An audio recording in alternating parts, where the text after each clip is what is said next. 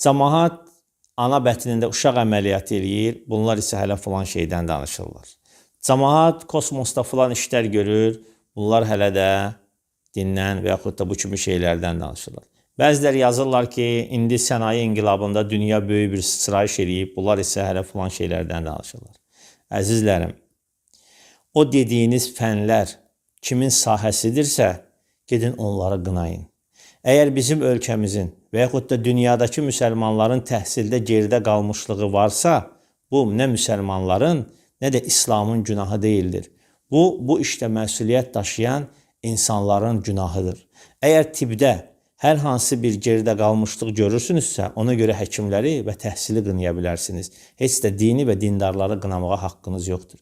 Mənim sahəm və yaxud da mənim kimi digər ilahiyyatçilərin sahəsi dini və dinin əhkamların insanlara təbliğ etməkdir.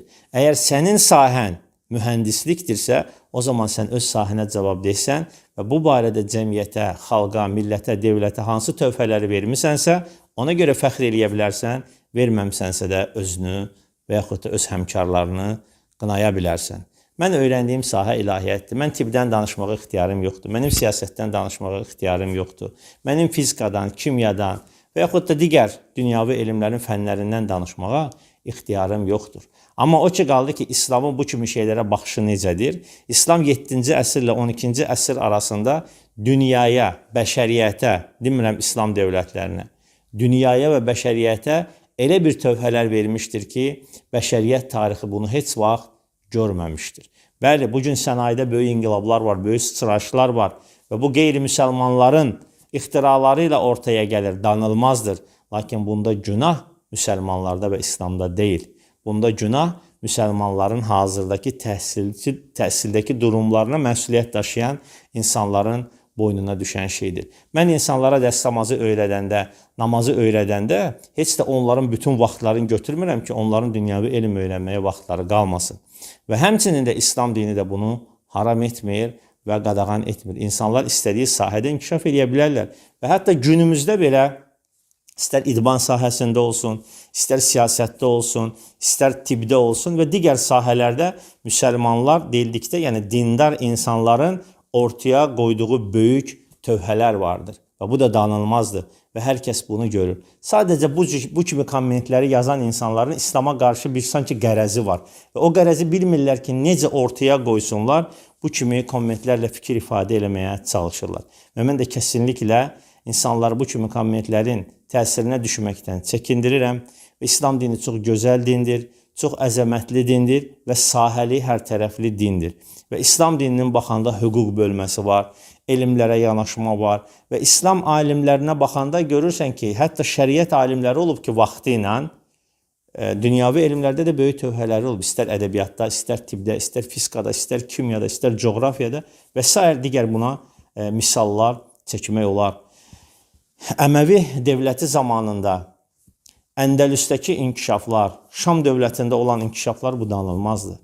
Yaxın keçmişə qədər dünyada yeganə ölkə olub ki, hazırki Suriya, ümumən desək, keçmiş adı ilə desək, Şam ərazisində tibb terminləri ərəb dilində işlənilmiş. Bu günləri hər yerdə bilirsin, tibb terminləri ya Yunan ya da ki, Latin terminləri ilə, sözləri ilə ifadə olunur. Amma təsəvvür edin ki, bunların tibbdə necə böyük ixtiraları və kəşfləri olmuşdur ki, bunlar termin olaraq ərəb sözlərini istifadə edirlər.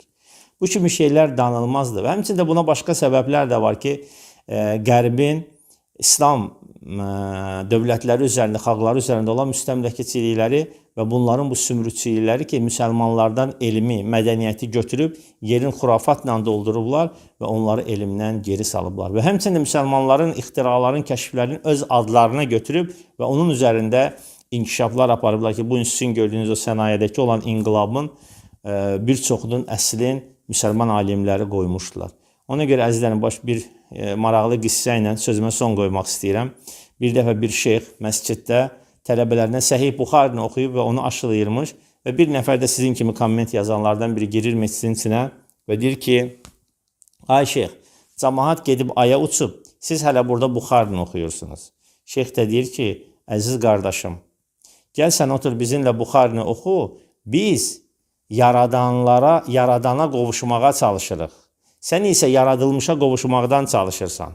Gəl bizimlə otur, yaradana qovuşmağa çalış. Yox, əgər sən onlarla birlikdə aya qovuşmağı bacarmısansa, nə gözəl. Amma deyirsən, ondan da məhrumsan, bundan da məhrumsan. Mən də həmin insanlara deyirəm, bax, bu günləri biri belə bir komment yazmışdı. Girirəm səhifəsinə baxıram, çox-çox üzr istəyirəm. Heç bir səviyyəsi olmayan paylaşımlar, heç bir səviyyəsi olmayan. Gic-gic musiqilər, gic-gic videolar. Amma gəlib mənim dərsimin altından komment yazır ki, cəmaət ana bətnində uşağı əməliyyat eləyir və yaxud da nə bilim kosmosda qəzet oxuyur, sizsə burada hələ dindən danışırsınız. Bəli, biz dindən danışacağıq.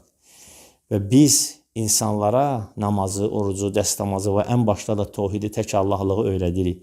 Əgər inanın ki, siz bunları hamısını öyrənmisinizsə, gəlin onda biz də sizinlə bərabər qoşulaq bundan sonra kosmos barədə və yaxud da sənaye inqilabında biz də öz sözümüzü deməyə çalışaq. Dərd burasıdır ki, ondan da avaradır, bundan da avaradır. Dil uzatmaqdan başqa heç nə bilmir. Allah'a emanet olun. Selamun Aleyküm və Rahmetullah.